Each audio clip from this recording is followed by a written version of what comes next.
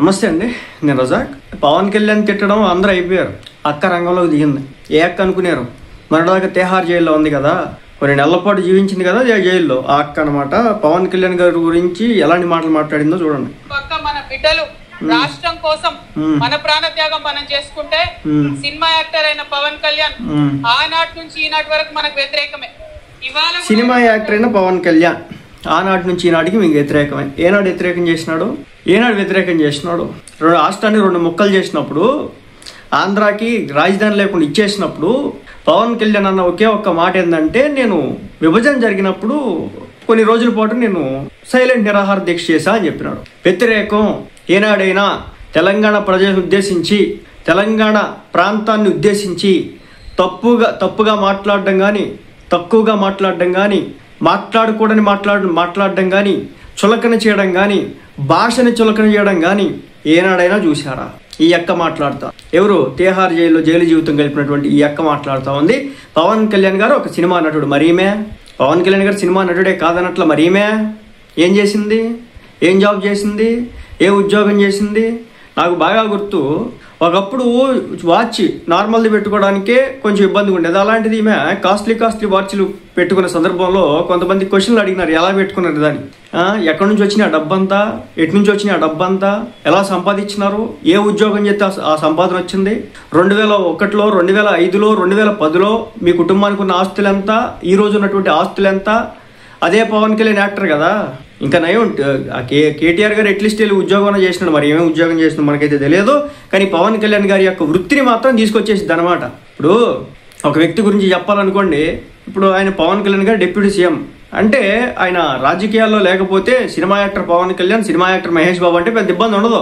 కానీ రాజకీయాల్లో ఉండి ఒక పార్టీ పెట్టి, ఒక పార్టీని నడుపుతా, పార్టీ పెట్టింది కదా ఈమె కూడా, కాంగ్రెస్లో విలీనం చేయకపోతే గొప్పే.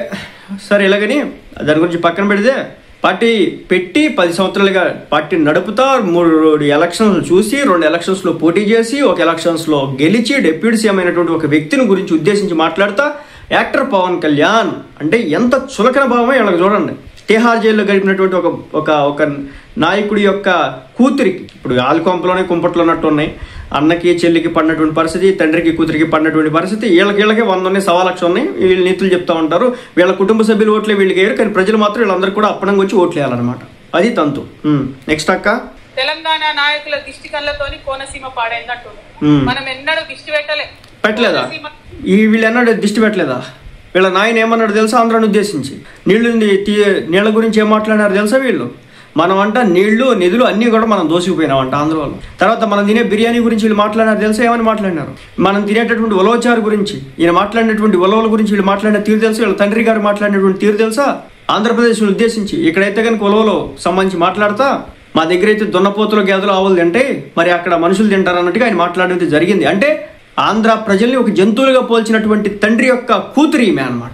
ఇక ఆంధ్ర బిర్యానీని ఉద్దేశించి అదొక పేడ బిర్యానీ అని, అలాంటి పేడ బిర్యానీలే మరి రోజా గారి కుటుంబాన్ని దగ్గరకు వచ్చి మరి ఆయన ఇంట్లో మరి ఏం తిన్నారో నాకైతే తెలియదు, కానీ ఈ రోజున వీళ్ళు మాట్లాడడం అయితే జరుగుతుంది. ఆంధ్ర రోడ్ల ఉద్దేశించి, ఆంధ్ర భవితవ్యాన్ని ఉద్దేశించి, ఆంధ్ర కంటే మేము పెరిగిపోతున్నామని గత 5 సంవత్సరాలు, గత 10 సంవత్సరాలు మాట్లాడినటువంటి భాషలు మనకు తెలియదా? ఈరోజు వచ్చిన కాకమ్మ కబుర్లు చెప్తా ఉన్నారు పవన్ కళ్యాణ్ గారి గురించి. పవన్ కళ్యాణ్ గారికి హితబోధలు, నీతి బోధలు, సూక్తులు చెప్తా ఉన్నటువంటి పరిస్థితి. చెప్పక్క, కోనసీమ ఎట్లుందో అట్లా తెలంగాణ కావాలనుకున్నాం తప్పితే ఏనాడు కూడా తెలంగాణ బిడ్డలకు మనస్సు చిన్నగా ఉండదు, పెద్దగా ఉంటుందిగా ఆలోచిస్తాం. అవునా? ఇప్పుడు కూడా పెద్దగా ఉంటది కాబట్టి రాష్ట్రాన్ని 2 ముక్కలు చేయాలి.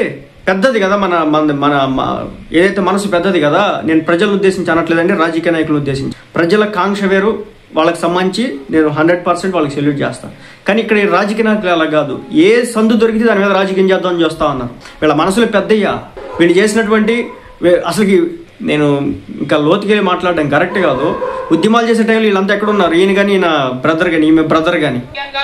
మా రాష్ట్రం ఏర్పడి 12 సంవత్సరాలైంది. మంచిది. 12 సంవత్సరాల్లో మేము కూడా ఒకటే మాట అన్నాం, జై తెలంగాణ, జై ఆంధ్ర అన్నాం.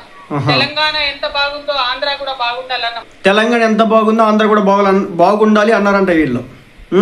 మొన్నటికి మొన్న మనం ఒక బనకచర్ల ప్రాజెక్ట్ కట్టుకుంటాం, మా యొక్క పోలవరం వచ్చేటటువంటి నీళ్లు ఎక్కువైపోయి సముద్రం పాలు అయిపోతున్నాయి, దాన్ని మేము నీళ్లు లేనటువంటి రాయలసీమ ప్రాంతానికి తరలించుకుపోతాం.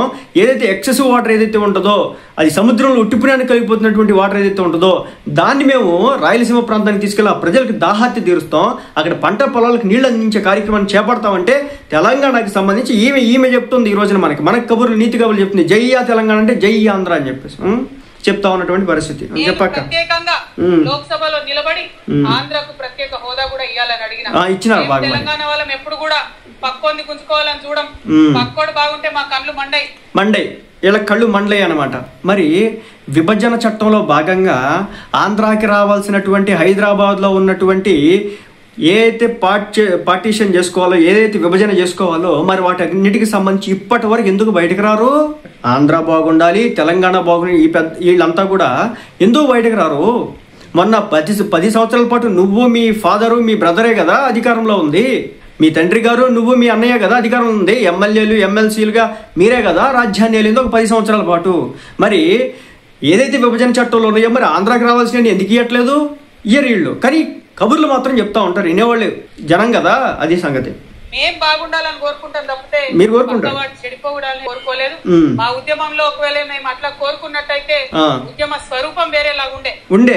అందుకే ఆంధ్ర వాళ్ళని తరిమి కొడతాం. ఈ రోజుకి కూడా తెలంగాణలో ఉన్నటువంటి ఆంధ్రులు ఏమంటారు? ఆంధ్ర సెటిలర్స్ ఏంటి?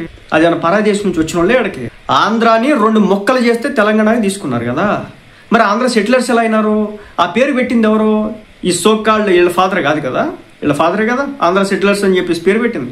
ఆంధ్ర వాళ్ళు ఎవరు? ఆంధ్ర రాష్ట్రాన్ని 2 ముక్కలు చేస్తే తెలంగాణ వచ్చింది. మరి దాన్ని పట్టుకొని రాజకీయం చేస్తా, ఇక్కడ ఆంధ్రోళ్ళని బెదిరిస్తా, తరిమి కొడతామంట. ఆంధ్రోళ్ళే తెలంగాణ రాష్ట్రాన్ని దోచుకు తింటున్నారంట.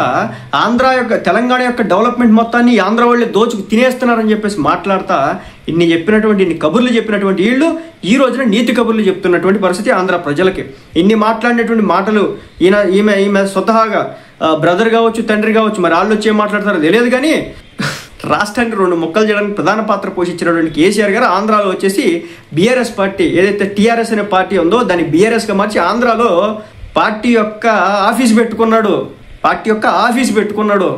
2 ముక్కలు రాష్ట్రాన్ని చేసి ఆత్మ బలిదానాలు చేసుకున్నారు తప్పితే ఒక్క పరాయి రాష్ట్రం వాడి వ్యక్తి మీద కూడా చెయ్యి ఎత్తలేదు మేము ఎప్పుడు కూడా. ఆ విషయాన్ని దయచేసి పవన్ కళ్యాణ్ గారు గుర్తు పెట్టుకోవాలి. ఆనాడంటే మీరు సినిమా యాక్టర్ ఏమన్నా నడిచింది, ఇవాళ మీరు డిప్యూటీ మినిస్టర్ నడుస్తుంది. ఇప్పుడు కూడా ఆంధ్రప్రదేశ్ యొక్క ప్రజలను నడుస్తుంది. ఇప్పుడు ఆయన మాట్లాడింది ఏది మాట్లాడారు? మీరు మాట్లాడే మాటలు కూడా మీ ప్రజలకు ఆపాదిస్తారు. కాబట్టి జాగ్రత్తగా మీరు ఆలోచన చేసి మాట్లాడాలని నేను పక్క మన బిడ్డలు కోరుతుంది అనమాట. సో అదనమాట సినిమా యాక్టర్ పవన్ కళ్యాణ్ గారి గురించి గారు మాట్లాడడం జరిగింది. హితబోధ నీతి బోధ చేయడం జరిగింది. అసలు పవన్ కళ్యాణ్ ఏం మాట్లాడాడంటే ఏం తెలియదు అనమాట. తెలంగాణ రాజకీయ నాయకులు ఆంధ్రాన్ని చూసి దిష్టి పెట్టడం కారణంగా కోనసీమలో ఉన్నటువంటి కొబ్బరి చెట్లు ఎండిపోయినాయి అని చెప్పేసి పవన్ కళ్యాణ్ అన్నట్లుగా మీరు చూపిస్తే కనుక పూర్తిగా తెలంగాణకు వచ్చేసి కుదిరితే మీకే ఓట్లేస్తాం. ఓకే, అది